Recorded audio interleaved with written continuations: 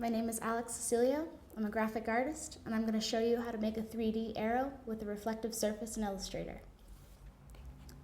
So the first thing you're going to do is, and this one tip I'm going to give you is, it might help to start by just making sure your grid is showing. So if you go to View and Show Grid, this will just bring up a grid on your screen, just so that you can make some shapes in an exact shape. So I'm going to start with a rectangle. And the way you draw a rectangle is you go to the rectangle tool, or you can push M for a shortcut. And then we're going to draw a triangle. And there is no triangle tool in Illustrator. So what you're going to want to do is select the star tool. And the way you select that is you hold down the shape tool and you just go down to star tool. And it is going to draw a shape at first that's going to look like this. It's going to look like a star. So what you're going to want to do is just push your down arrow key, and it'll take away some of the points. So I'm going to take my triangle and I'm just going to rotate it a little bit so that it fits. And then I'm going to make sure that it's lined up and level. And it looks like it's pretty lined up, so I'm going to select all of it.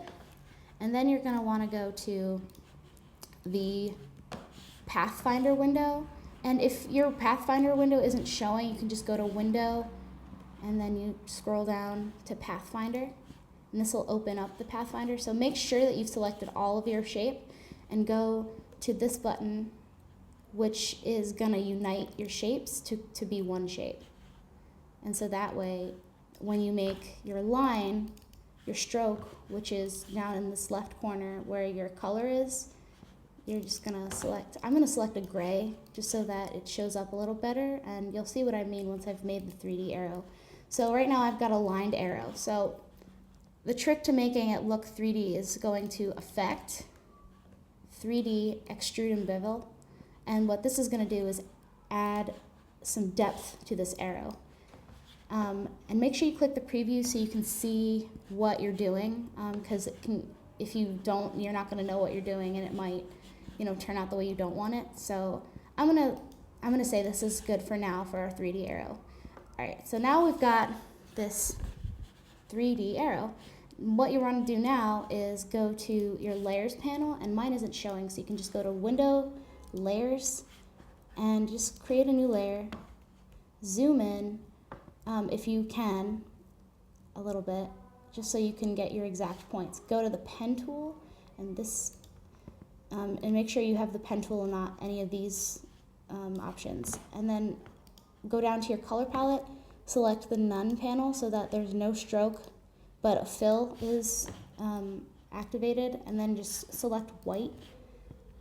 And then I'm going to zoom out and select some points on my arrow. And I'm going to make a reflective surface. That's what I'm trying to do right now. And make sure your windows are not as messily on the screen so that it's easier to see what you're doing. And so just click all the corners, and then go about halfway down your arrow, and then close your shape by clicking that anchor. Now you've got this white shape, and it doesn't look very reflective, so what we're going to do is down here you can select the gradient, or you can select the gradient tool. I'm going to select this because my gradient is already selected. And as you can see, it's already starting to create a reflective surface, but you're going to want to mess around with your panel a little bit with these panels. And what this does is it adjusts where your gradient is more transparent. And so you might ask, how do I make this transparent? So you might have something that looks a little bit more like this.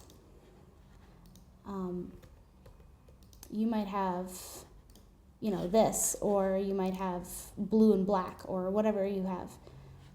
So in this case, what you're going to want to do is select one of these ends, and I'm going to select white for that. And then select this one, and you're also going to want that to be white. But then you're going to want the opacity to be all the way down on one of them. And the opacity is down on both in my case, so I'm just going to fix that.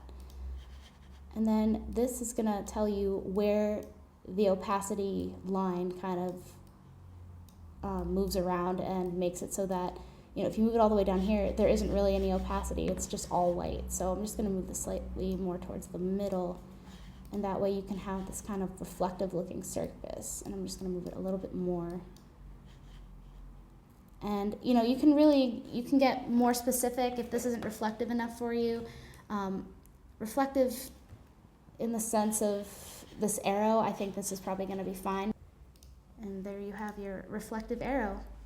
My name is Alex. This is making a 3-dimensional reflective arrow in Illustrator. Thank you.